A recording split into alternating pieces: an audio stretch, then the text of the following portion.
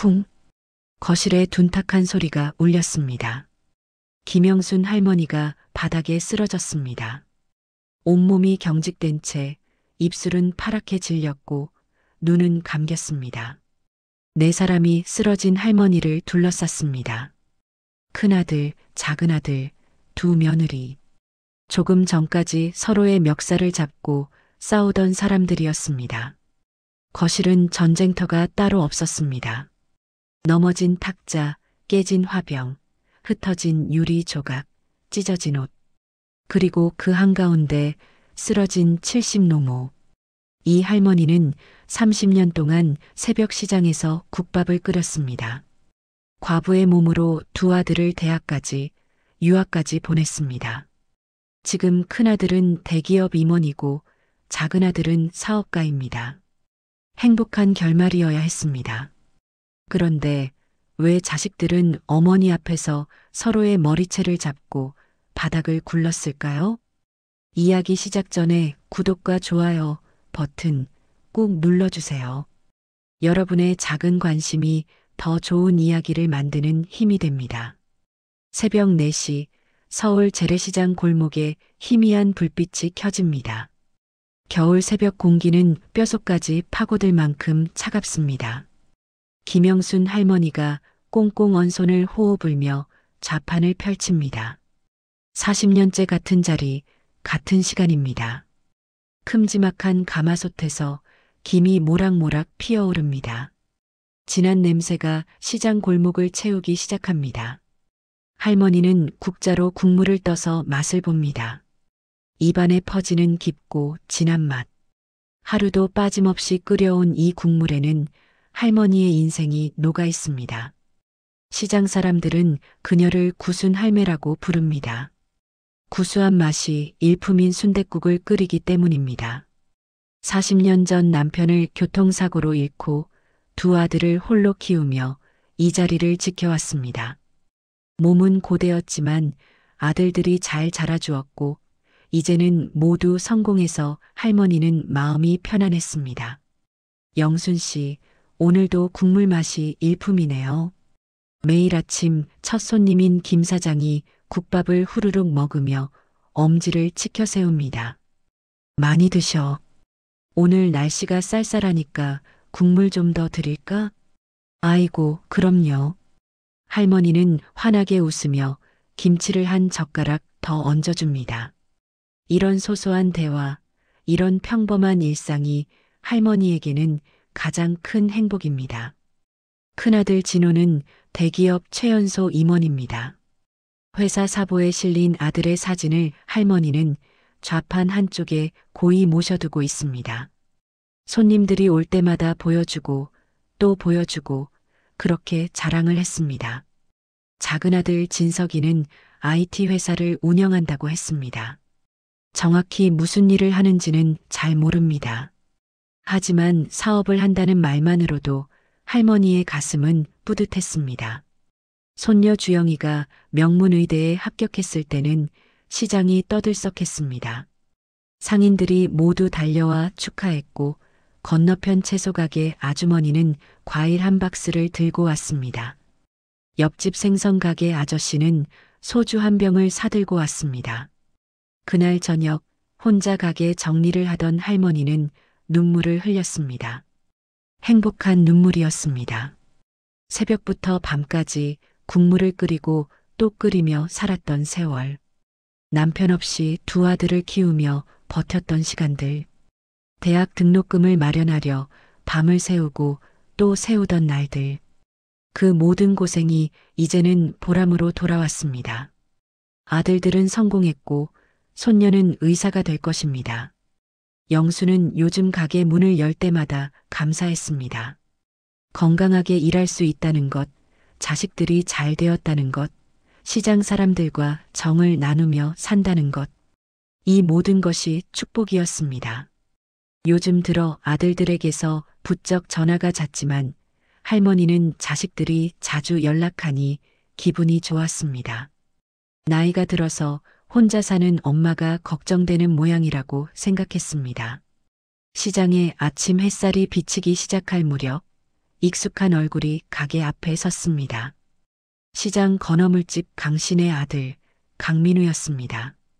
어릴 적 이 골목을 뛰어다니던 그 아이가 이제는 변호사가 되어 가끔 식사하러 들립니다. 할머니는 정성껏 국밥 한 그릇을 담아주었습니다. 민우는 자리에 앉아 국밥을 먹기 시작했습니다. 할머니는 잠시 망설이다가 좌판 아래에서 두툼한 서류 봉투를 꺼냈습니다. 전에 이게 필요하다고 했지? 강민우는 조금 놀란 표정으로 서류 봉투를 받았습니다. 준비하셨네요? 강민우는 봉투를 받아 가방에 조심스럽게 넣었습니다. 제가 사무실 가서 자세히 검토해보고 연락드릴게요. 강민우가 떠난 후 할머니는 다시 평소처럼 손님들을 맞이했습니다. 하나 둘 가게 문을 여는 소리가 들립니다. 상인들의 활기찬 인사소리가 골목을 채웁니다. 할머니는 국물을 한 번 더 저으며 가게 한쪽 벽을 바라봤습니다. 그곳에는 낡은 텔레비전이 걸려 있었습니다. 평소엔 거의 보지도 않지만 새벽 시간에는 뉴스 소리가 작게 흘러나옵니다. 아침 뉴스가 흘러나오고 있었습니다. 화면 아래로 자막이 흘러갑니다. 대기업 임원 비리 사건, 검찰 수사 본격 착수. 할머니는 무심코 화면을 바라봤습니다. 화면 속에는 양복을 입은 남자들이 검찰청 건물 앞에 줄지어 서 있었습니다. 카메라가 그들의 얼굴을 하나씩 비췄습니다. 플래시가 터지고 기자들의 고함 소리가 들렸습니다. 그러다 어느 순간 영순의 손이 허공에서 멈췄습니다. 화면 한가운데 카메라 플래시를 맞으며 굳은 표정으로 서 있는 중년 남자. 단정하게 빗어넘긴 머리, 평소보다 훨씬 야위어 보이는 얼굴, 입술을 깨물고 있는 표정. 그 얼굴은 할머니에게 너무도 익숙한 얼굴이었습니다. 그 남자는 큰아들 진호였습니다. 할머니는 국자를 들고 있던 손이 떨리는 것을 느꼈습니다. 순간 뜨거운 국물이 손등에 튀었지만 뜨거움조차 제대로 느껴지지 않았습니다. 그저 텔레비전 화면만 멍하니 바라보고 있을 뿐이었습니다. 뉴스 화면 속에서는 기자가 차분하게 설명하고 있었습니다. 회장과 일부 임원들이 조직적으로 회계 장부를 조작해 이익을 부풀리고 손실을 감추었다는 의혹. 실무 책임을 맡았던 임원 몇 명의 이름이 언급되다가 끝부분에서 다시 진호의 이름이 또렷하게 들려왔습니다. 영순의 입술이 파르르 떨렸습니다. 국자가 손에서 떨어져 가마솥 안으로 풍덩 빠졌습니다. 할머니는 그 순간 마치 시장 바닥이 발밑에서 흔들리는 것 같은 어지러움을 느꼈습니다. 방금까지 평온했던 아침이 한순간에 무너져 내리는 것 같았습니다. 뉴스를 본 그날 오후 영수는 멍한 상태로 장사를 마쳤습니다. 손님들이 오가는 동안에도 자꾸만 아침에 본 그 화면이 떠올랐습니다. 검찰청 앞에 선 아들의 얼굴, 카메라 플래시를 받으며 고개를 숙이던 모습, 그리고 뉴스 자막에 떠오른 회계 조작 의혹이라는 붉은 글자가 눈앞에서 어른거렸습니다. 영순 씨, 괜찮아? 오늘 국물 맛이 좀 이상하네. 단골 손님의 말에 영수는 그제야 정신을 차렸습니다. 오늘 소금을 얼마나 넣었는지조차 기억나지 않았습니다. 그렇게 정신없이 가게 일을 서둘러 정리하고 집으로 가서 쉬고 있었습니다. 해가 저물 무렵 현관문이 거칠게 열렸습니다. 큰아들 진호였습니다. TV에서 본 것보다 훨씬 더 초췌한 얼굴이었습니다. 며칠째 제대로 자지 못한 듯 눈가가 퀭했고 평소 단정했던 양복은 구겨져 있었으며 넥타이는 느슨하게 풀려 있었고 와이셔츠 단추도 몇 개 풀어져 있었습니다. 진호는 영순을 보자마자 소파에 주저앉아 두 손으로 얼굴을 감싸쥐고 신음하듯 말을 쏟아냈습니다. 어머니, 저는 정말 몰랐어요. 회장이 다 꾸민 일이에요. 목소리가 떨렸습니다. 진호는 손으로 얼굴을 비비며 말을 이었습니다. 자신은 그저 상사 지시대로 서류에 결제만 했을 뿐인데 회장이 모든 책임을 자신에게 다 뒤집어 씌운다는 말을 반복할 뿐이었죠. 영수는 그런 아들을 말없이 바라봤습니다. 가슴 한편이 무너져 내리는 것 같았습니다. 하지만 겉으로는 담담한 표정을 유지하며 부엌으로 가서 차를 내왔습니다. 진호는 찻잔을 두 손으로 감싸 쥐었습니다. 손이 덜덜 떨려서 찻잔이 흔들렸습니다. 한 모금 마시고 나서 떨리는 목소리로 말을 이어갔습니다. 검찰에서는 저를 주범으로 보고 있대요. 주범이라고요, 어머니. 진호의 눈에 눈물이 맺혔습니다. 말끝을 흐리며 진호는 고개를 떨구었습니다. 어깨가 미세하게 떨렸습니다. 영수는 묵묵히 듣고 있었습니다. 진호의 손이 떨리고 있었는데 그 손목에는 작년 임원 승진 축하 자리에서 며느리 미경이가 자랑하던 몇 천만 원짜리 시계가 채워져 있었습니다. 진호는 변호사를 선임해야 한다고 돈이 필요하다고 했지만 얼마나 필요한지 어떻게 해야 하는지 구체적인 말은 하지 않고 그저 돈이 필요하다는 말만 반복했습니다. 영수는 속으로 생각했습니다. 지난 몇 년간 진혼의 가족이 어떻게 살았는지 모르는 바가 아니었습니다. 명품을 들고 다니던 며느리 외제차로 바꾸더니 얼마 안 가 또 바꾸던 일 손녀 주영이 과외비만 한 달에 몇백씩 나간다던 이야기까지 모든 것이 지금 이 순간 다르게 보였습니다. 시장 상인들도 수군거렸습니다. 영순 씨 큰아들네는 잘 나가도 너무 잘 나간다고 돈을 물쓰듯 한다고 했습니다. 그때는 대견했습니다. 내 자식이 성공했구나, 고생한 보람이 있구나 싶었습니다. 하지만 지금 이 순간 영순의 머릿속에는 다른 생각이 스쳤습니다. 그렇게 호화롭게 살면서 정작 위기가 닥쳤을 때 쓸 돈은 없다는 말인가? 그래서 어떻게 할 거니? 영순의 목소리가 조금 차가워졌습니다. 진호는 고개를 들어 어머니를 바라보며 말끝을 흐렸습니다. 어머니가 가지고 계신 건물, 강남 상가 건물 말을 꺼냈습니다. 얼마나 필요하니? 진호는 한참을 망설이다가 작은 목소리로 말했습니다. 최소한 몇 억은 있어야 변호사도 선임하고 당장 급한 것들을 처리할 수 있다고. 하지만 건물을 담보로만 잡으면 된다고, 잠깐만 빌리면 된다고, 금방 해결될 거라고 했습니다. 영수는 아들을 바라봤습니다. 떨리는 입술, 흔들리는 눈빛, 그리고 자꾸만 시선을 피하는 모습. 정말 억울한 걸까요? 정말 몰랐던 걸까요? 아니면 알고도 모른 척했던 걸까요? 생각 좀 해봐야겠다.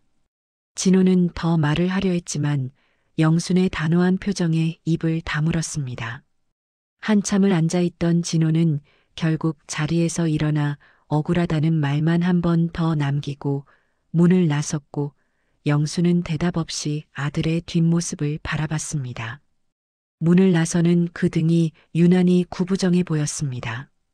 진호가 나간 후 영수는 홀로 거실에 앉아 있었습니다. 창밖으로 저녁 노을이 붉게 물들고 있었습니다. 영수는 장롱을 열어 오래된 서류 봉투를 꺼냈는데 그것은 자신의 세월이 고스란히 담긴 상가 건물의 등기권리증이었습니다. 서류를 꺼내 들여다보는 영순의 손이 미세하게 떨렸습니다. 이 한 장의 종이에 담긴 것은 단순한 재산이 아니었습니다. 남편과의 추억, 두 아들을 키운 세월, 새벽부터 밤까지 국밥을 팔아 한 푼, 두 푼 모은 돈, 그리고 앞으로의 노후가 모두 들어 있었습니다. 아들을 믿어야 할까요? 영수는 확신할 수 없었습니다. 아들이지만 오늘 본 그 모습은 영순이 아는 진호가 아니었습니다. 구체적인 설명도 없이, 제대로 된 계획도 없이 그저 건물을 담보로 달라는 말만 했을 뿐입니다. 영수는 서류를 다시 봉투에 넣었습니다. 하지만 장롱에 넣지 않고 서랍 밑 깊숙한 곳에 숨겨두었습니다. 왠지 모를 불안감이 가슴을 짓눌렀습니다. 밤이 깊어갔지만 영수는 잠을 이룰 수 없었습니다. 자꾸만 진호의 손목에 찬 비싼 시계가 떠올랐고 며느리가 시장에 올 때마다 들고 다니던 명품 가방이 생각났으며 그렇게 돈을 쓰면서 정작 위기가 닥쳤을 때는 어머니 재산을 담보로 잡겠다는 것이 도무지 이해되지 않았습니다. 며느리 미경의 모습도 떠올랐습니다.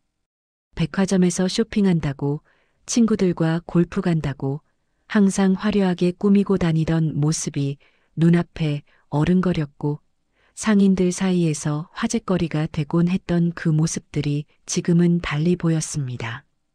영수는 새벽녘까지 뒤척이다가 결국 일어나 가마솥 앞에 섰습니다. 국물을 끓이기 시작했습니다. 일을 해야 마음이 조금이라도 진정되었습니다. 국물이 끓어오르는 소리만이 고요한 시장을 채웠습니다.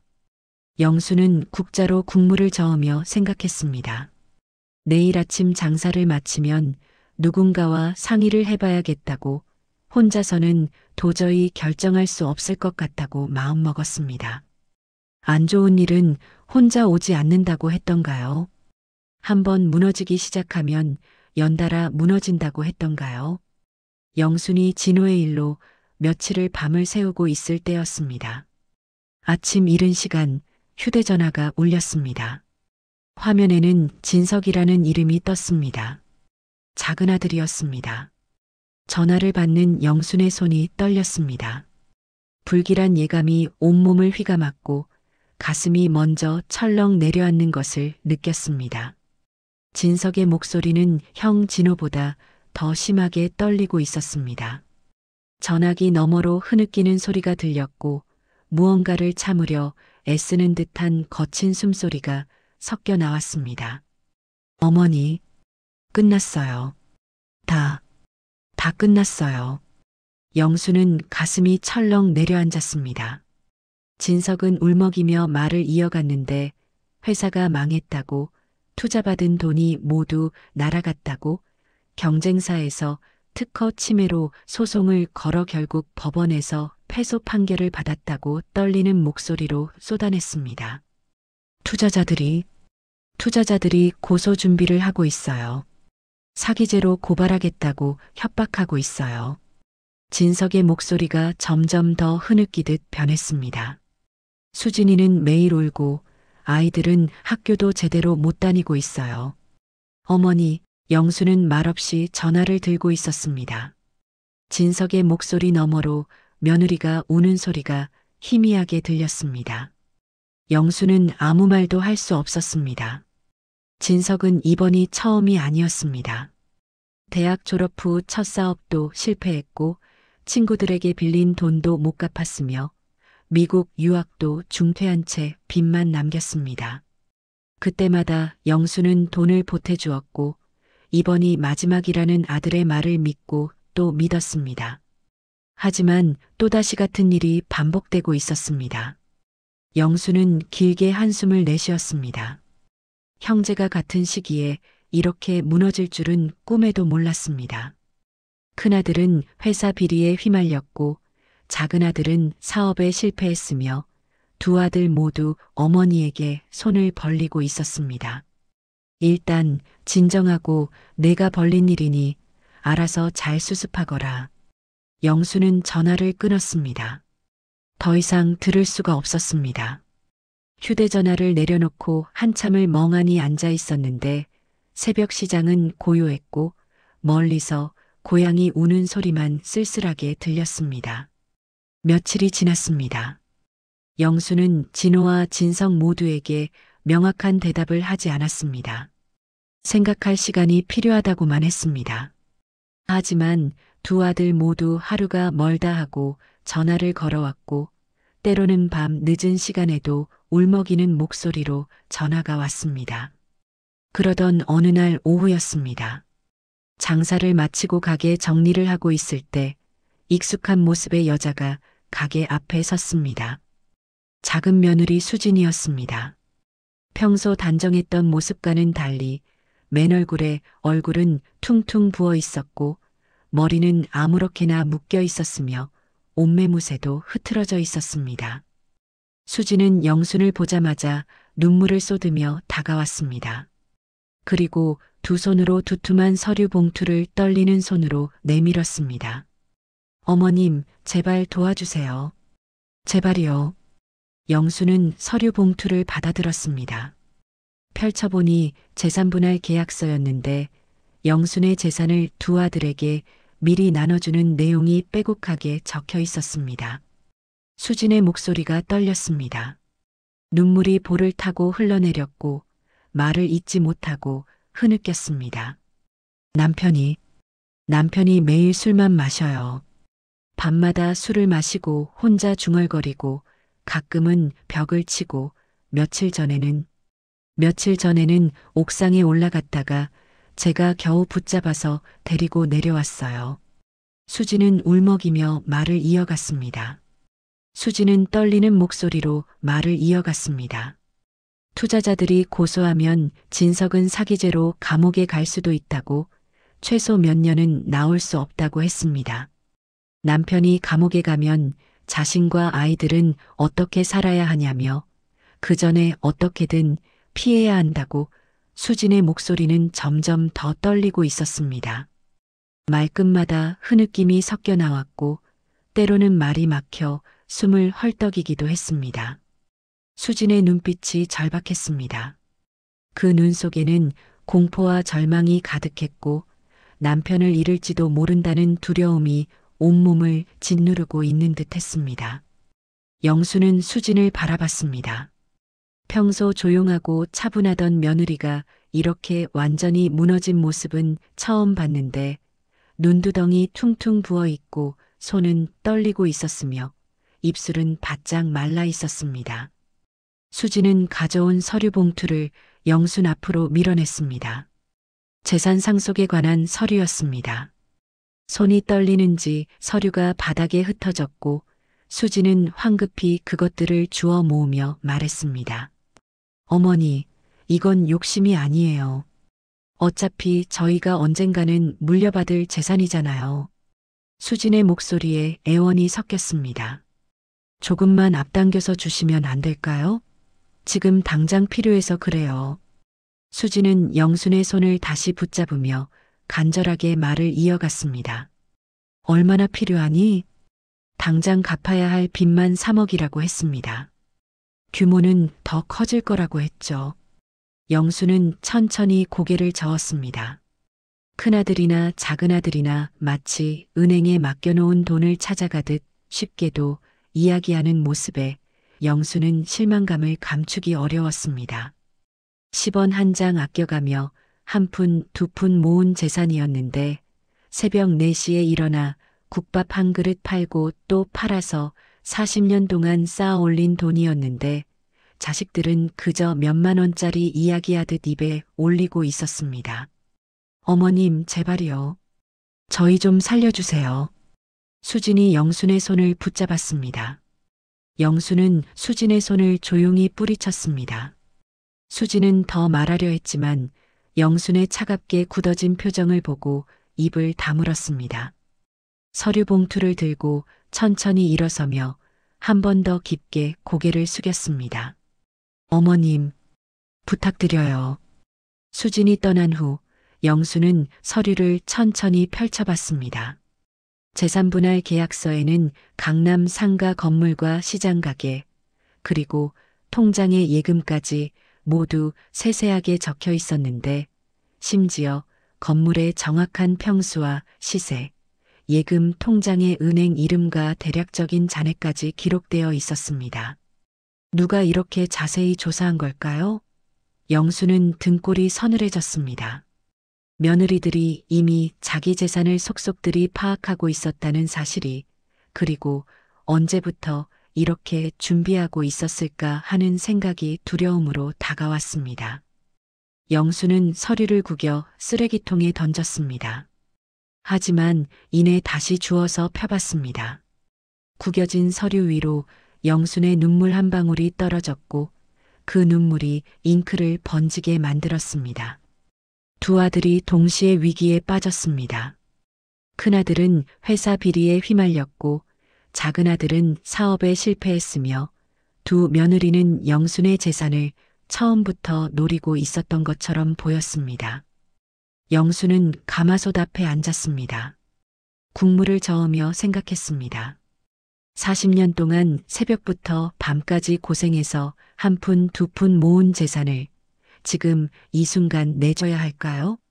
아들들을 믿어야 할까요?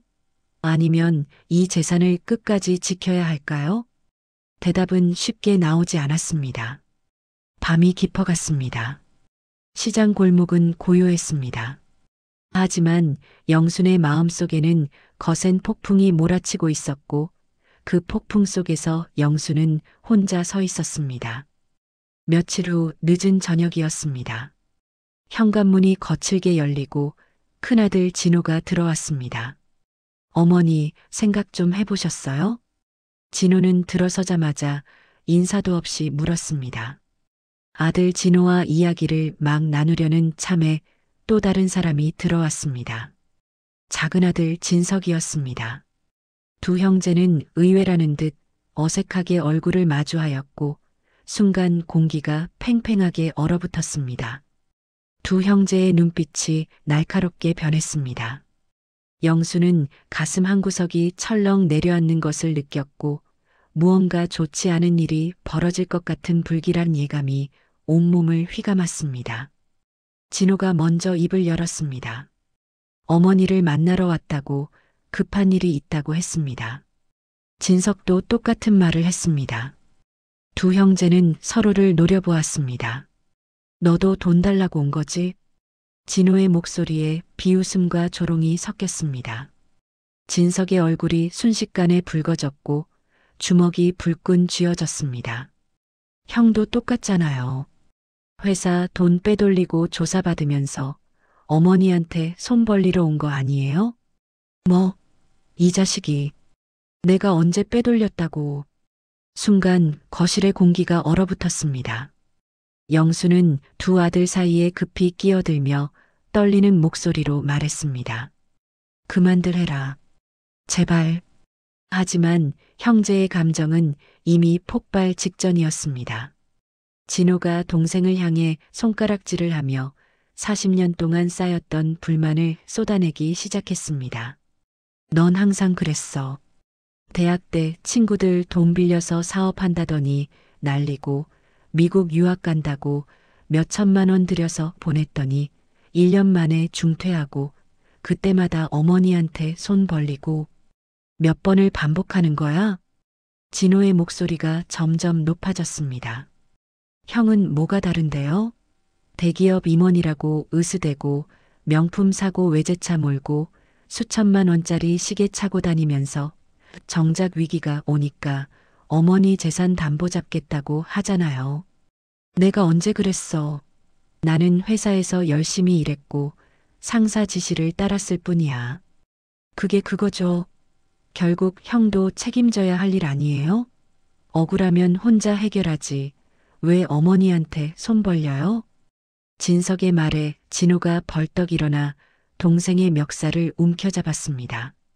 진석도 질세라 형의 멱살을 잡았고 두 형제가 서로 밀고 당기며 거실 한가운데서 뒹굴기 시작했습니다. 그만해. 제발 그만들 해. 영순이 목이 터져라 소리쳤습니다. 하지만 두 아들은 듣지 않았습니다. 거실 탁자가 와르르 넘어지며 그 위에 있던 물건들이 바닥에 쏟아졌고 화분이 깨지며 흙이 사방에 흩어졌으며 영순이 40년 동안 소중히 간직하던 남편 사진이 바닥에 떨어져 액자유리가 산산조각 났습니다. 영수는 그 광경을 보며 그 자리에 주저앉았습니다. 가슴이 무너져 내렸고 숨이 막혔으며 눈앞이 아득해졌습니다. 40년 동안 두 손 꼭 붙잡고 키운 아들들이 서로 물고 뜯는 모습, 돈 때문에 형제가 원수가 되어 바닥을 구르는 모습, 이게 영순이 평생 고생하며 바라던 미래였을까요? 당장 당장 나가. 둘 다. 영순의 목소리가 떨렸지만 단호했습니다. 형제는 어머니의 창백하게 질린 얼굴과 떨리는 손을 보고서야 입을 다물었습니다. 진호가 먼저 멱살을 놓고 현관으로 향했고 진석도 뒤따라 나갔으며 문이 쾅 닫히는 소리가 고요한 거실에 메아리 쳤습니다. 영수는 홀로 거실에 남았습니다. 바닥에 흩어진 유리 조각들, 깨진 화분에서 쏟아진 흙, 넘어진 탁자, 그리고 액자에서 빠져나온 남편의 사진이 영순의 눈에 들어왔습니다. 영수는 떨리는 손으로 사진을 주워들었습니다. 남편이 환하게 웃고 있었습니다. 결혼 초기 두 아들이 아직 어렸을 때 찍은 사진이었는데 그때는 가난했지만 행복했고 힘들었지만 웃을 수 있었으며 미래에 대한 희망이 있었습니다. 영수는 사진을 가슴에 꽉 안았습니다. 여보, 우리가 뭘 잘못한 걸까요? 아이들을 어떻게 키웠어야 했을까요? 눈물이 주르르 흘러내렸습니다. 영수는 한참을 그렇게 바닥에 앉아 남편 사진을 안고 울었습니다. 밤이 깊었습니다. 영수는 천천히 일어나 거실을 정리하기 시작했습니다. 깨진 유리 조각을 주워 담고 흩어진 흙을 쓸어 모으고 넘어진 탁자를 일으켰습니다. 몸은 움직이고 있었지만 머릿속은 텅 비어 있는 것 같았습니다. 다음 날 아침이었습니다. 영수는 평소보다 일찍 일어나 가게를 열었습니다. 하지만 손놀림이 자꾸 멈췄고 국물을 저으면서도 정신이 다른 곳에 가 있었으며 국물 맛을 봐도 제대로 느껴지지 않았습니다. 영순 씨, 무슨 일 있어? 얼굴이 많이 상했네. 옆 가게 최 씨 아주머니가 걱정스럽게 다가와 물었습니다. 영수는 고개를 저으며 괜찮다고 했지만 최 씨 아주머니는 이미 다 알고 있었습니다. 시장에는 소문이 빨랐고 영순 씨 큰아들이 뉴스에 나왔다는 것도 작은 아들 사업이 망했다는 것도 이미 다들 알고 있었습니다. 영순 씨 혹시 자식들 때문에 그래? 영수는 대답하지 않았습니다. 하지만 침묵이 곧 대답이었고 붉어진 눈가가 모든 것을 말해주고 있었습니다. 영순 씨, 내 말 좀 들어봐. 최 씨 아주머니가 목소리를 낮추며 영순의 손을 잡았습니다. 우리 언니도 몇 년 전에 비슷한 일 겪었어. 자식들이 재산 때문에 싸우고 언니는 중간에서 속 썩고 결국 혼자 끙끙 앓다가 쓰러졌잖아. 최 씨 아주머니의 눈빛이 진지했습니다. 혼자 고민하지 말고 전문가한테 물어봐. 변호사든 누구든. 혼자 끙끙 앓다가는 병만 얻어.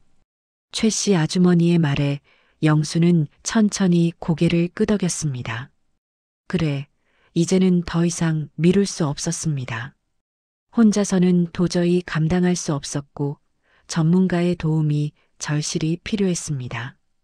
오늘 오후 장사를 마치면 강민우 변호사 사무실에 가야겠다고 마음먹었습니다. 재산 상속과 어젯밤 형제가 싸우던 일까지 모두 이야기해야겠다고 생각했습니다. 더 이상 미룰 수 없었습니다. 시장에는 여전히 국밥 냄새가 퍼지고 있었습니다. 손님들이 오가고 상인들이 인사를 나누고 평범한 하루가 흘러가고 있었습니다. 하지만 영순의 마음은 이미 결심을 굳히고 있었습니다.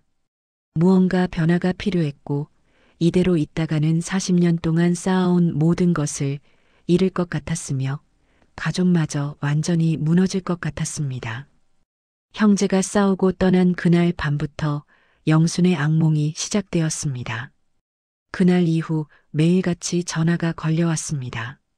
아침에는 진호, 점심에는 수진, 저녁에는 미경이 돌아가며 전화를 걸었고 어떤 날은 새벽에도 전화가 와서 영순을 잠에서 깨웠습니다. 진호는 변호사 선임비가 필요하다고, 진석은 당장 다음 주까지 빚을 갚아야 한다고, 첫째 며느리 미경은 주영이 등록금을 내야 한다고, 둘째 며느리도 마찬가지였습니다. 하루에도 몇 번씩 같은 이야기를 반복했습니다. 영수는 제대로 잠을 잘 수 없었습니다. 밤에 눈을 감으면 자식들의 목소리가 귓가에 맴돌았고 며느리들의 눈물 어린 얼굴이 떠올랐으며 형제가 서로 멱살을 잡고 싸우던 장면이 악몽처럼 되살아났습니다. 새벽 4시에 일어나 국물을 끓이고 손님을 맞이하는 일은 똑같았지만 국자를 들고 있어도 자꾸 손이 멈췄고 국물 맛을 봐도 제대로 느껴지지 않았으며 밥맛도 없어서 하루 한 끼도 제대로 먹지 못했습니다. 영순 씨, 요즘 안색이 정말 안 좋아. 병원 가봐야 하는 거 아니야? 시장 상인들이 걱정스럽게 물었지만 영수는 괜찮다고만 답했습니다. 말할 수 없었습니다.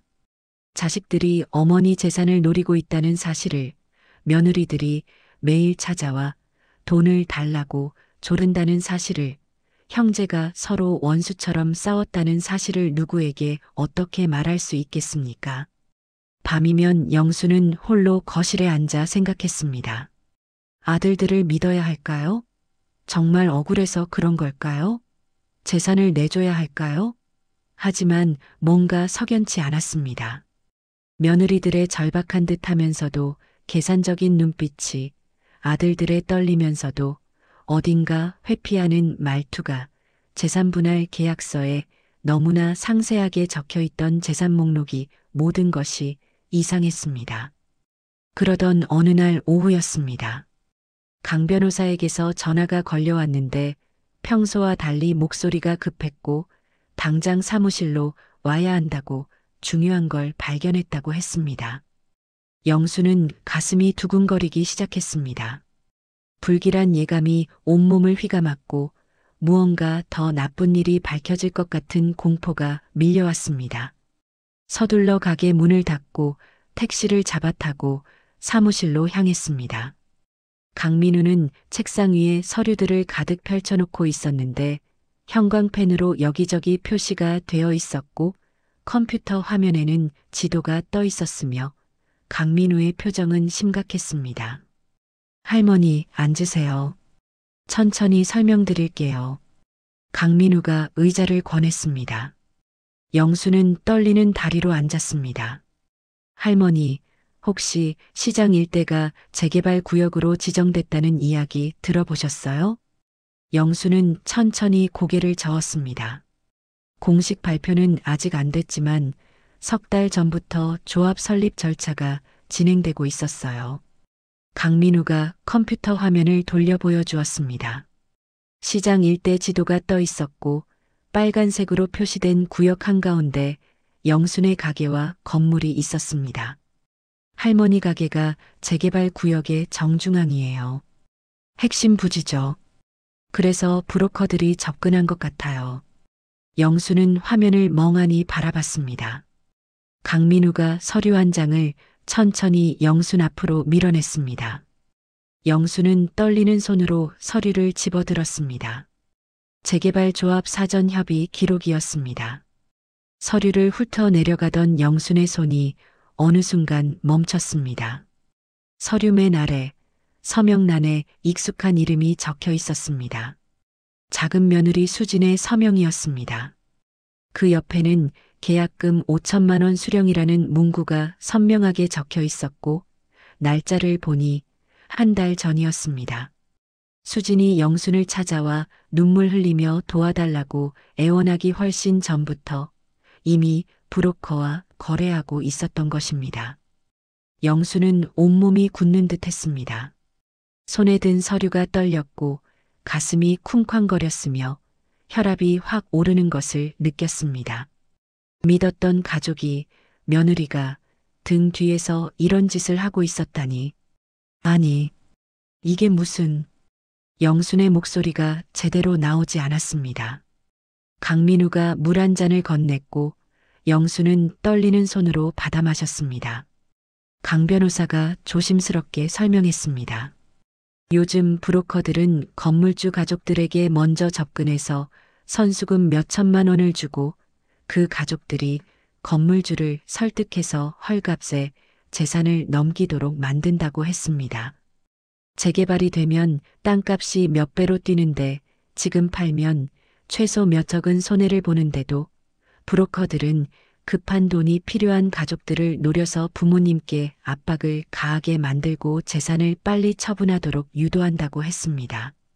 강민우의 말을 듣는 동안 영수는 입술을 꽉 깨물었습니다. 영수는 소름이 돋았습니다. 진호의 회사 비리 사건이, 진석의 사업 실패가, 그리고 며느리들의 절박한 모습이, 모든 것이 갑자기 다르게 보이기 시작했습니다. 정말로 우연이었을까요? 강민우가 다른 서류들을 보여주었습니다. 비슷한 시기에 다른 브로커들도 이 지역 건물주들에게 접근했다는 기록들이었습니다. 강 변호사는 생각을 정리한 후에 며느리와 이야기를 먼저 나눠보라고 했습니다. 아무 정신이 없어 그러겠노라고 하고는 서둘러 사무실을 나왔습니다. 시장으로 돌아오는 길, 영순의 발걸음은 무겁기만 했습니다. 평생 믿고 살았던 가족들이 등 뒤에서 칼을 겨누고 있었다는 사실이, 그동안 쌓아온 신뢰가 한순간에 무너졌다는 사실이 도저히 믿기지 않았습니다.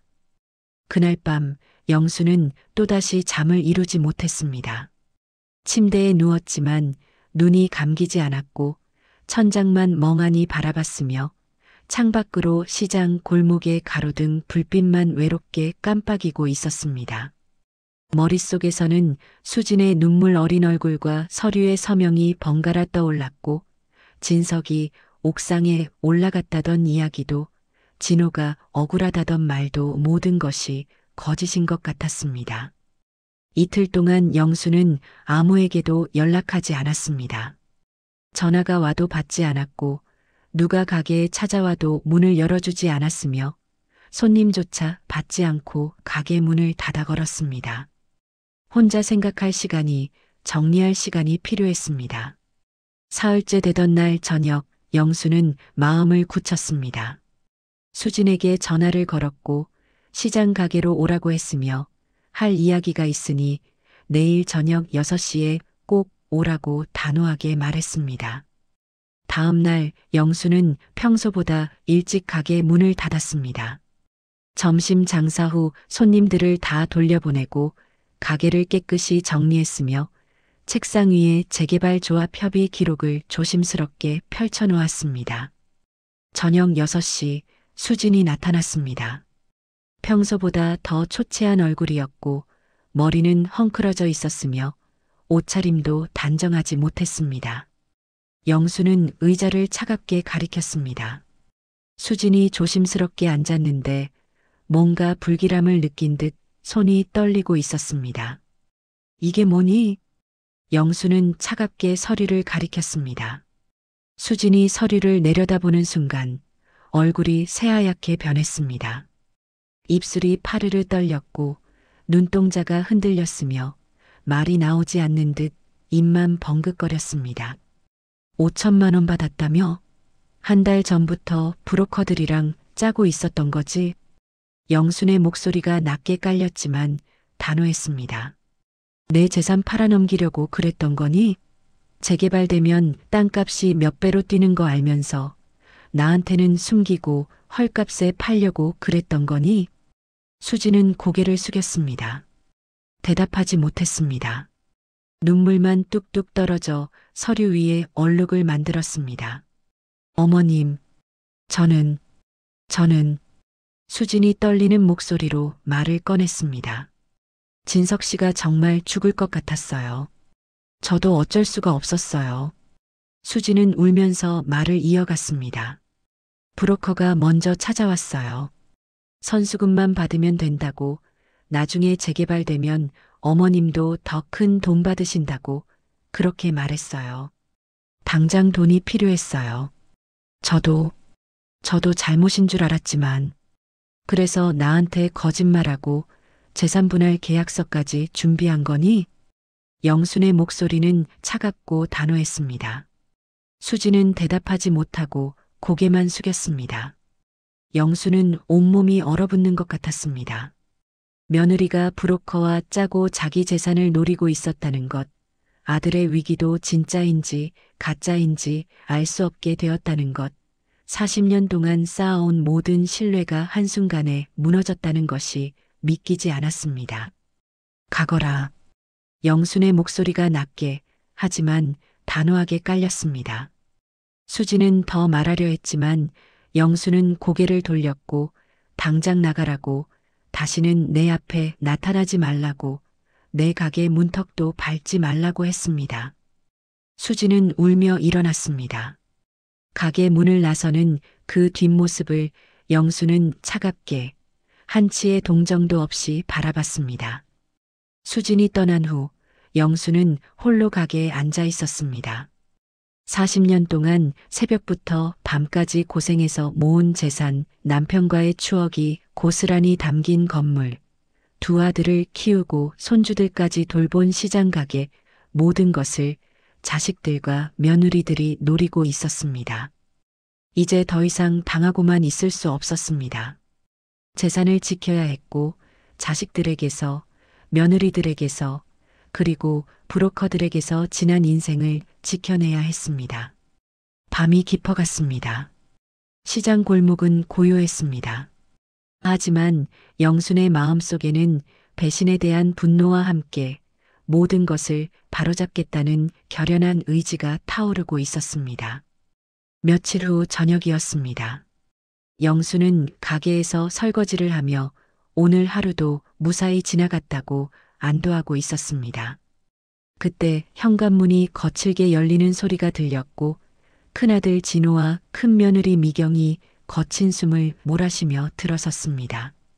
진호의 얼굴이 분노로 일그러져 있었고 미경은 그 뒤에서 입술을 떨며 분노와 배신감이 뒤섞인 표정을 짓고 있었습니다. 동생네가 어머니 재산 팔아넘기려고 브로커랑 짰다는 게 사실이에요? 진호의 목소리가 거실에 울려 퍼졌습니다. 영수는 대답하지 않았습니다. 진호가 어떻게 알았는지는 중요하지 않았고 아마 수진이 미경에게 털어놓았거나 며느리들끼리 만나 싸웠을 것이라고 짐작했습니다. 어머니, 제가 어제 동서를 만났는데 실토하더라고요.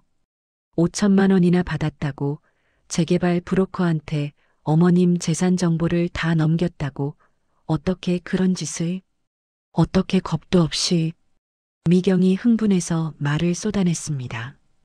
그때 또 현관문이 거칠게 열렸고 작은아들 진석과 수진이 황급히 들어섰습니다.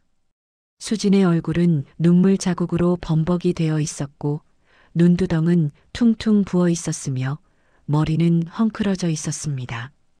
형님이 무슨 자격으로 우리 집사람을 탓하는 거예요? 진석이 목소리를 높이며 거실로 성큼 들어왔습니다. 순간 거실의 공기가 얼어붙었고 네 사람이 서로를 날카로운 눈빛으로 노려보기 시작했으며 영수는 불길한 예감에 온몸이 얼어붙는 것을 느꼈습니다. 미경이 수진을 향해 손가락질을 하며 고함쳤습니다. 자격이요? 시어머니 재산 몰래 팔아먹으려고 브로커랑 짜고 5천만 원이나 챙긴 사기꾼을 가만 놔둬야 해요? 형님은 뭐가 다른데요? 카지노도 들락거린다면서요? 수진의 말에 순간 진호의 얼굴이 창백하게 변했고 미경은 입술을 깨물며 수진을 향해 달려들었습니다.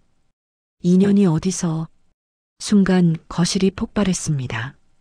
미경이 수진의 머리채를 휘어잡았고 수진은 비명을 지르며 미경의 팔을 필사적으로 핥히었으며 두 며느리가 바닥에 엉겨붙어 서로를 향해 욕설을 퍼부으며 굴렀습니다. 진호가 두 사람을 떼어놓으려 했지만 소용없었고 오히려 미경의 팔에 핥힌 자국이 생겼으며 수진의 옷이 찢어지기 시작했습니다. 이윽고 형 진석과 진호 또한 합세해 서로의 멱살을 움켜잡았고 두 형제가 거실 한가운데서 서로 밀고 당기며 바닥을 굴렀습니다. 탁자가 와르르 넘어가며 그 위의 물건들이 사방에 흩어졌고 화병이 바닥에 떨어져 산산조각이 났으며 벽에 걸린 가족사진 액자가 떨어져 유리가 깨졌습니다. 형제의 고성이 거실을 가득 채웠고 며느리들은 여전히 서로의 머리채를 잡고 울부짖으며 바닥을 굴렀습니다. 그동안 화목했던 가족에 숨겨져 있던 민낯들이 쌓이고 쌓였던 비밀들이 하나둘 터져 나오기 시작했습니다.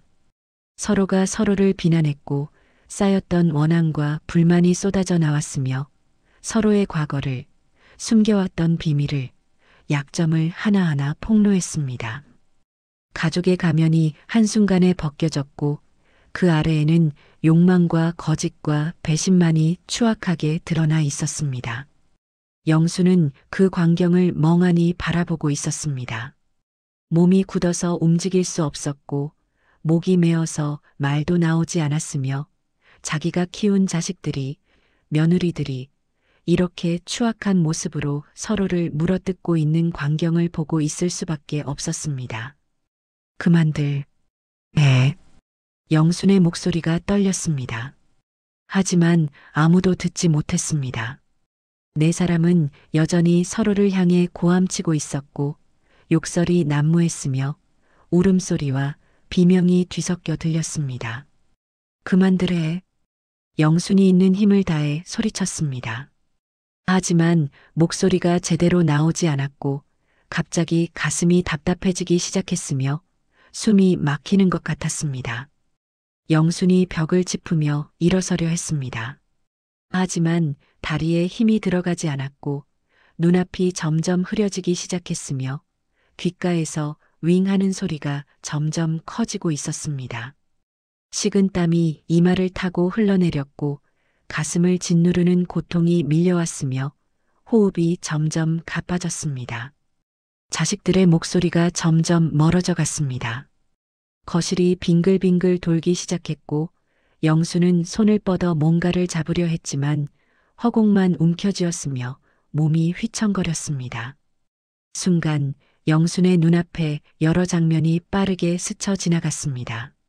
남편과 처음 만나 수줍게 웃던 날, 두 아들이 태어나 울음을 터뜨리던 순간, 남편의 장례식에서 관 앞에 무릎 꿇고 울던 날, 새벽 시장에서 혼자 국밥을 끓이며 눈물 흘리던 수많은 날들, 진호가 대학에 합격해서 기뻐하던 모습, 진석이 유학 떠나던 날 공항에서 손 흔들던 모습, 손녀 주영이가 처음 할머니라고 불렀을 때의 기쁨, 그리고 지금 바닥에 엉겨붙어 서로를 물어뜯는 자식들의 모습. 영순의 입에서 작은 신음이 새어나왔습니다. 쿵. 영순이 바닥에 쓰러졌습니다. 둔탁한 소리가 거실을 울렸고 그 순간 모든 것이 멈췄습니다. 어머니. 네 사람의 비명이 동시에 터져 나왔습니다.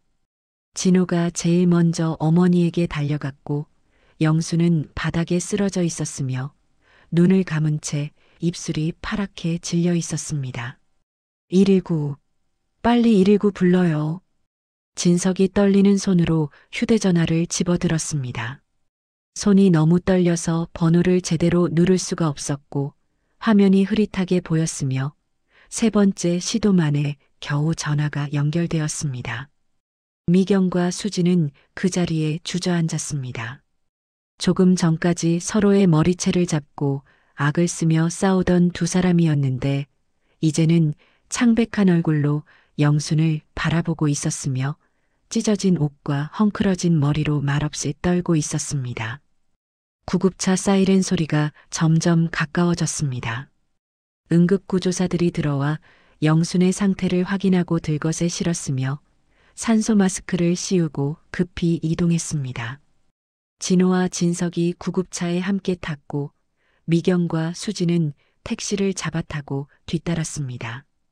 병원 응급실로 향하는 구급차 안 진호는 어머니의 차가운 손을 두 손으로 꽉 잡고 있었습니다. 얼음장처럼 차가운 손이었고 맥박이 약하게 뛰고 있었으며 산소 마스크 너머로 보이는 얼굴은 창백했습니다. 진석은 반대편에서 어머니의 얼굴을 바라보며 눈물을 흘렸고 응급구조사가 계속 혈압을 재고 있었으며 사이렌 소리만이 구급차 안을 가득 채우고 있었습니다. 어머니, 정신 차리세요. 제발. 진호가 떨리는 목소리로 불렀습니다.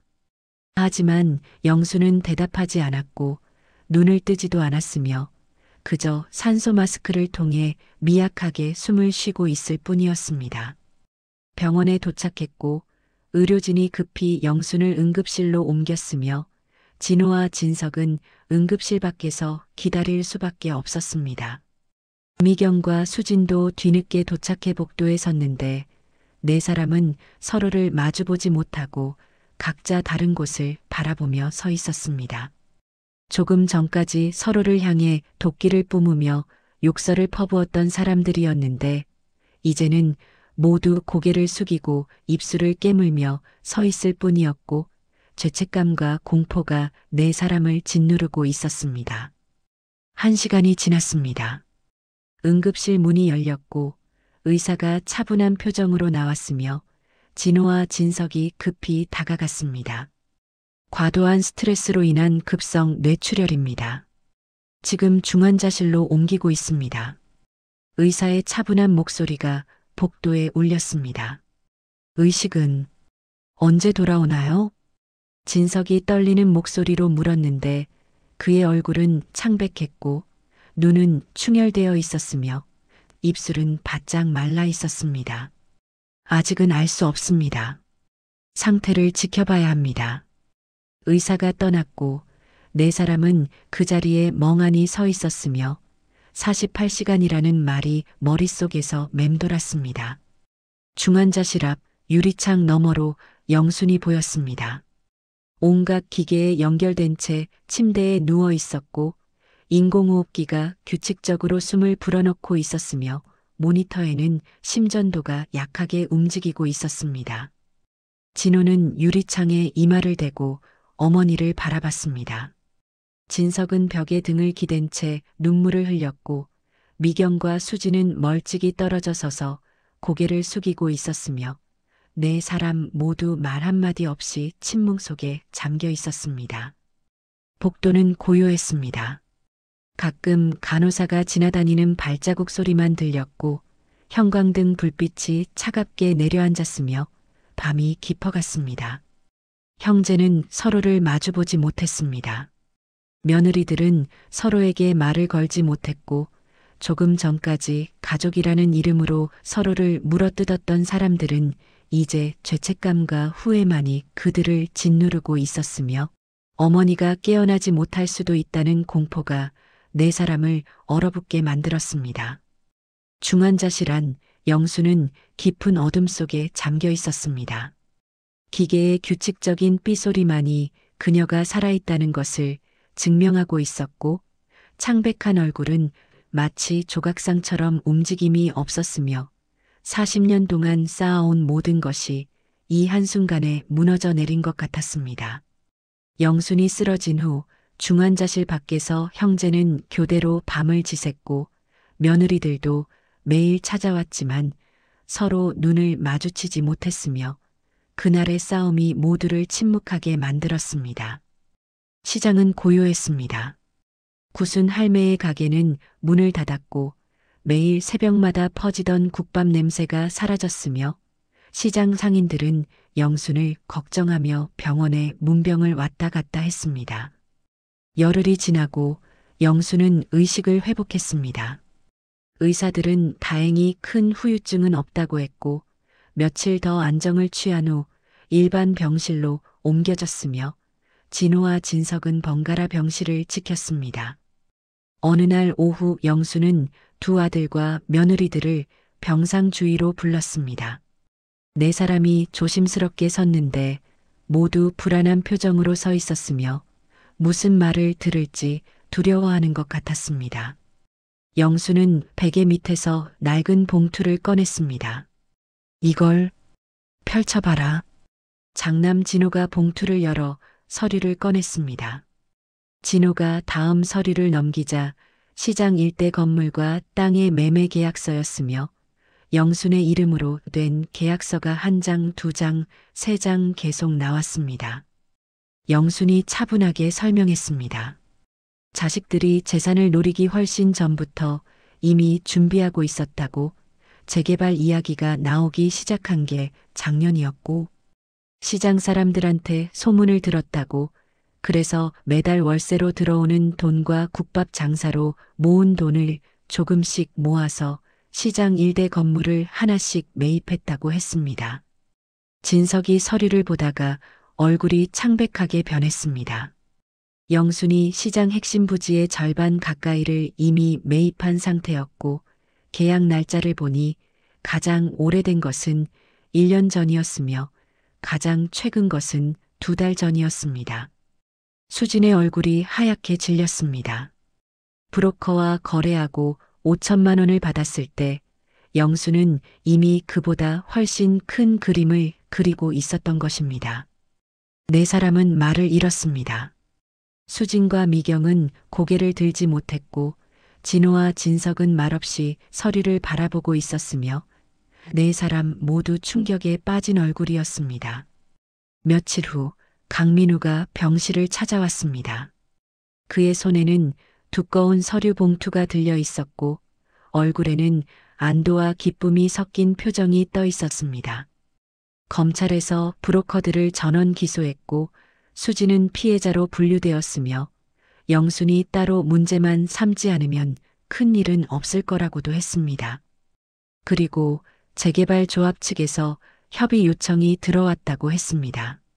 영순이 시장 핵심 부지의 대부분을 소유하고 있어서 이제 영순의 동의 없이는 재개발이 불가능하기 때문이었습니다. 수진이 고개를 들어 영순을 바라봤고 눈물이 주르르 흘러내렸으며 말없이 고개를 숙여 절을 했습니다. 일주일 후 영순은 퇴원했습니다. 아직 완전히 회복되지는 않았지만 걸을 수는 있었고 진호와 진석이 양쪽에서 조심스럽게 부축했으며 미경과 수진이 짐을 들고 뒤따랐습니다. 그날 오후 시장 공터에서 재개발 조합 설명회가 열렸습니다. 상인들이 모두 모였고 조합 관계자들이 단상에 섰으며 영순도 강민우의 부축을 받으며 천천히 단상에 올랐는데 상인들 사이에서 박수가 터져 나왔습니다. 강민우가 프로젝터를 켰습니다. 화면에 영순이 준비한 계획안이 떴는데 깔끔하게 정리된 도면과 설명이 하나씩 나타났으며 상인들은 숨을 죽이고 화면을 바라봤습니다. 기존 시장 구조는 최대한 보존하고 1층은 현재 상인들에게 우선 분양권을 주며 2층과 3층은 청년 상인들을 위한 공간으로 만들고 주차장을 확충해서 전통과 현대가 공존하는 시장으로 만든다는 내용이었습니다. 강 변호사의 설명은 이어갔고 화면에는 깔끔하게 정비된 시장 골목과 현대식 건물이 전통 간판과 조화를 이룬 모습이 나타났으며 넓은 주차장과 쾌적한 화장실, 휴게 공간까지 세밀하게 계획되어 있었습니다. 상인들의 권리금도 보장되고 재개발 업체는 수익을 낼 수 있으며 상인들은 보상을 받으면서도 시장을 지킬 수 있고 젊은 상인들에게는 새로운 기회를 제공할 수 있다고 했습니다. 설명회가 끝나고 시장 상인들이 영순에게 하나둘 다가왔습니다. 영순 덕분에 시장이 살았다고 몸 아픈데도 이렇게 준비하고 있었다니 고맙고 미안하다고 말했습니다. 영순은 상인들의 손을 하나하나 잡았습니다. 오랜 세월 함께 웃고 울었던 사람들이었고 힘들 때 서로 의지하며 살아온 이웃들이었으며 이 사람들과 함께한 시간이 영순에게는 가장 큰 재산이었습니다. 재개발 설명회가 끝난 다음 날 영순은 다시 병원에 가야 했습니다. 의사가 좀 더 경과를 지켜보고 검사를 더 받으라고 했기 때문이며 진호와 진석이 함께 병원에 동행했습니다. 검진이 끝나고 병실에 있을 때였습니다. 두 아들이 갑자기 차디찬 병원 바닥에 무릎을 꿇었고 병원이었지만 아랑곳하지 않았으며 중년 사내들이 어린아이처럼 잘못했다며 울먹였습니다. 영수는 한숨을 쉬었습니다. 아직 화가 다 풀린 건 아니었지만 두 아들의 눈물이 진심이라는 건 알 수 있었고 그저 일어나라고 여기는 병원이라고 말했습니다. 두 아들이 천천히 일어났습니다. 영수는 낮은 목소리로 말했습니다. 너희들이 성공했을 때 정말 행복했다고 하지만 언제부턴가 돈 이야기만 하고 재산 이야기만 하는 모습이 슬펐다고 함께한 시간은 안 보이고 재산만 보이는 게 가장 슬펐다고 말했습니다. 힘겹게 말을 이어가던 중 병실 문이 열렸고 시장 상인회 회장 박철수가 과일 바구니를 들고 들어왔습니다. 오랜 세월 시장에서 과일 가게를 운영해온 사람이었고 영순의 몸은 괜찮냐며 어제 설명회 때 무리하지 않았냐고 걱정스럽게 물었습니다. 박 회장은 과일 바구니를 진호에게 건네고 영순의 손을 잡았습니다. 그리고 진호와 진석을 번갈아 바라보며 이들이 영순의 아들들이냐고 물었고 두 형제가 고개를 숙이자 박 회장의 표정이 굳어졌습니다. 박 회장이 차분하지만 단호한 목소리로 말하기 시작했습니다. 자신도 딸 둘을 키웠는데 부모 재산을 노리는 자식들을 보면 참 안타깝다고 부모가 그 재산을 모으려고 얼마나 고생했는지는 생각하지 않는다고 했습니다. 영순이 남편을 잃고 두 어린 자식을 데리고 보험금 받으려고 매일 법원을 다니던 시절을 시장 사람들은 다 기억한다고 그때 밥 못 먹는 날은 밥을 갖다 주고 아이들을 봐주며 함께 버텼다고 했습니다. 박 회장의 목소리에 힘이 들어갔습니다. 영순이 새벽 4시에 일어나서 국물을 끓인 게 단 하루도 쉬지 않고 계속되었다고 명절에도 아파도 항상 그 자리를 지켰다고 그 돈이 한 그릇 한 그릇 팔아서 손님 한 명 한 명 정성껏 대접해서 모은 것이라고 말했습니다. 진호가 입술을 깨물었고 진석은 눈물을 닦았으며 박 회장은 두 형제를 똑바로 쳐다보며 말을 이었습니다. 부모 재산은 부모 거야. 자식들이 강요할 권리 없어. 박 회장의 말이 날카로웠지만 진실이었습니다. 영순이 말리려 했지만 박 회장은 고개를 저으며 계속 말했습니다. 어머니가 물려주고 싶으면 주실 것이고 안 주고 싶으면 안 주시는 것이 어머니의 선택이라고. 영수는 시장 사람들에게 가족이며 자식들보다 더 많은 시간을 더 깊게 함께했다고 말했습니다. 영수는 박 회장의 손을 꽉 쥐어주었고 고맙다는 말 대신 그 손길이 모든 것을 대신했습니다. 박 회장이 떠난 후 세 사람은 한참을 말없이 서 있었습니다. 진호가 먼저 고개를 깊이 숙였고 진석도 따라 고개를 숙였으며 말은 필요 없었습니다. 박 회장의 말이 모든 것을 대신해 주었고 두 아들은 눈물을 닦으며 말없이 고개만 끄덕였습니다. 며칠 후 퇴원하는 날 아침이었습니다. 영수는 침대에 앉아 퇴원 서류에 서명을 하고 있었고 간호사가 주의사항을 설명했지만 영순의 귀에는 잘 들어오지 않았습니다. 병실 문이 조심스럽게 열렸고 두 아들 내외가 들어왔습니다.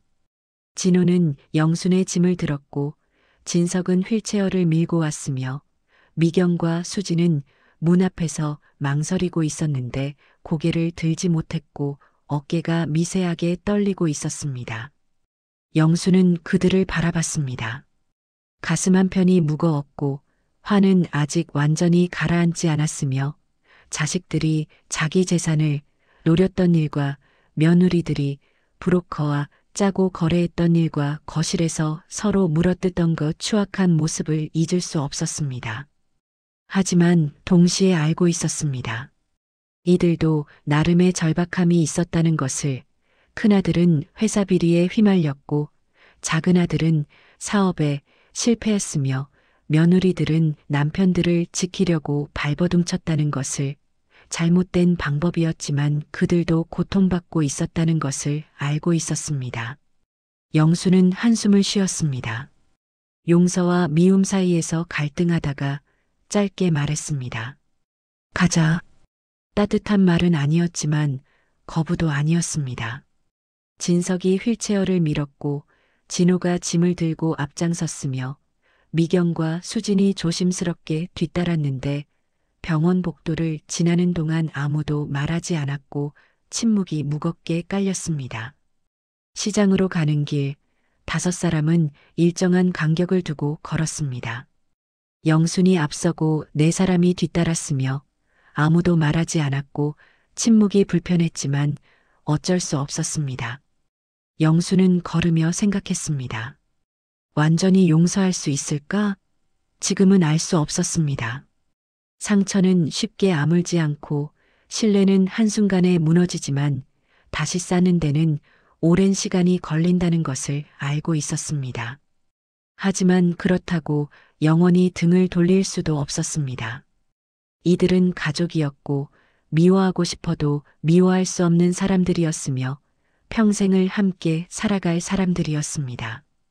시장 입구가 보였습니다. 익숙한 간판들, 익숙한 냄새들, 오랜 세월 함께한 곳이었고 영순의 발걸음이 조금 빨라졌습니다. 진호가 조심스럽게 천천히 가시라고 말했지만 영수는 대답 없이 그저 묵묵히 걸었습니다. 시장 상인들이 하나둘 나와 손을 흔들었고 영수는 그들을 보며 작게 고개를 끄덕였으며 그들의 얼굴에서 구순 할매가 돌아왔다는 안도가 보였습니다. 영수는 가게 앞에 섰습니다.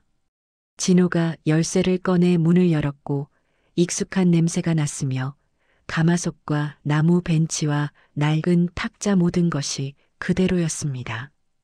영수는 가게 안으로 들어갔고 4사람이 뒤따라 들어왔으며 영수는 오랜 세월 지켜온 자리인 가마솥 앞에 섰습니다.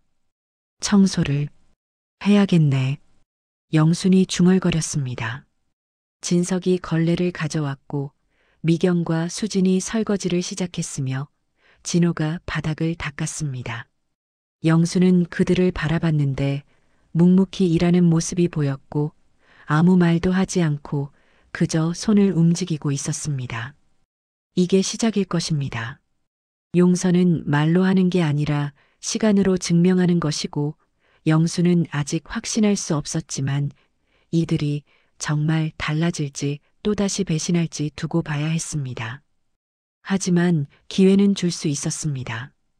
단 한 번의 기회, 그것만은 줄 수 있었고 만약 이들이 진심으로 변한다면 다시 가족이 될 수 있을지도 모른다는 작은 희망이 영순의 가슴 한구석에 싹트기 시작했습니다. 영순은 앞치마를 두르고 가마솥을 열었습니다. 물을 붓고 불을 켰으며 국물이 끓기 시작했고 익숙한 소리가 가게 안을 채웠습니다. 오랜 세월 매일 아침 들려오던 그 소리였고 이제 다시 시작하는 소리였으며 새로운 출발을 알리는 소리였습니다. 1년이 흘렀습니다. 시장 입구에는 새로운 현판이 걸렸습니다. 구순 전통시장. 깔끔한 간판 아래로 사람들이 오가고 있었습니다. 리모델링이 끝난 시장은 깨끗했습니다. 1층은 기존 상인들이 그대로 자리를 지켰고 2층에는 젊은 상인들이 하나둘 입점했습니다. 주차장도 넓어졌고 화장실도 현대식으로 바뀌었습니다. 하지만 시장의 정치는 그대로였습니다. 현판식이 열리던 날이었습니다. 상인의 박 회장이 축사를 했고 구청장이 테이프를 끊었습니다. 상인들이 박수를 쳤습니다. 영수는 단상 한쪽에 서서 그 광경을 바라봤습니다. 시장은 활기를 되찾았습니다. 주말이면 젊은 사람들이 찾아왔습니다. SNS에 시장 사진을 올리고 맛집을 찾아다니고 전통 간식을 사 먹었습니다. 오래된 것과 새로운 것이 공존하는 공간이 되었습니다. 영순의 가게는 여전히 그 자리에 있었습니다. 새벽 4시면 불이 켜지고 국물 끓는 냄새가 골목에 퍼졌습니다. 30년째 변하지 않는 풍경이었습니다. 하지만 한 가지 달라진 게 있었습니다.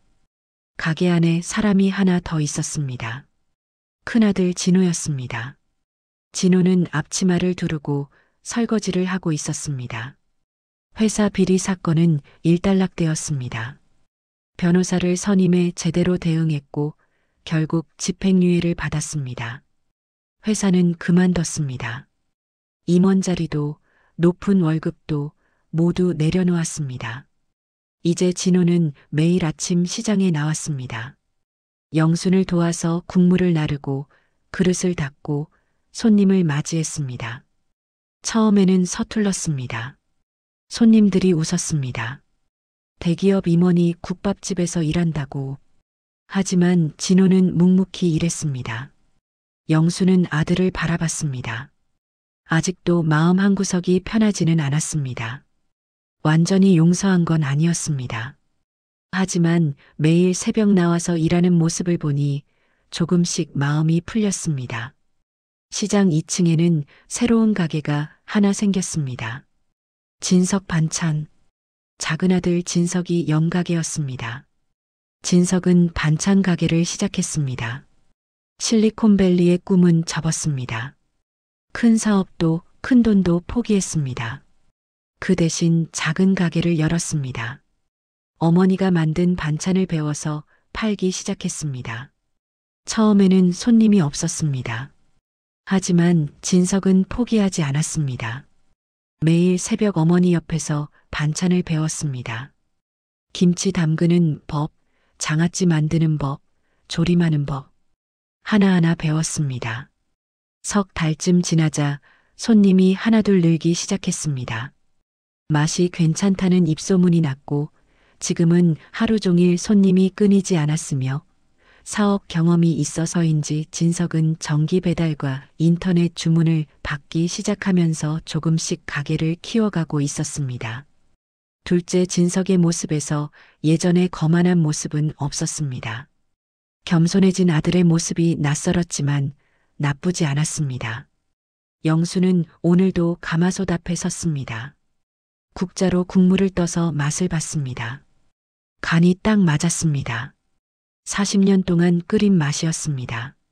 저녁 무렵 장사를 마치고 정리를 할 때였습니다. 진호와 진석이 함께 가게를 닦고 있었습니다.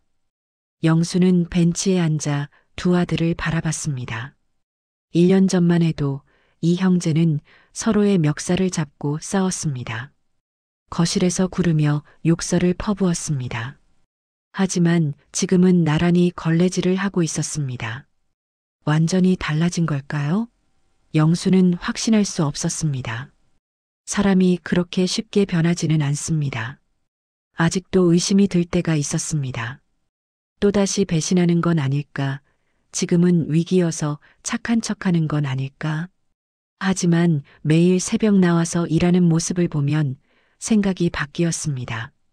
말이 아니라 행동으로 보여주고 있었습니다.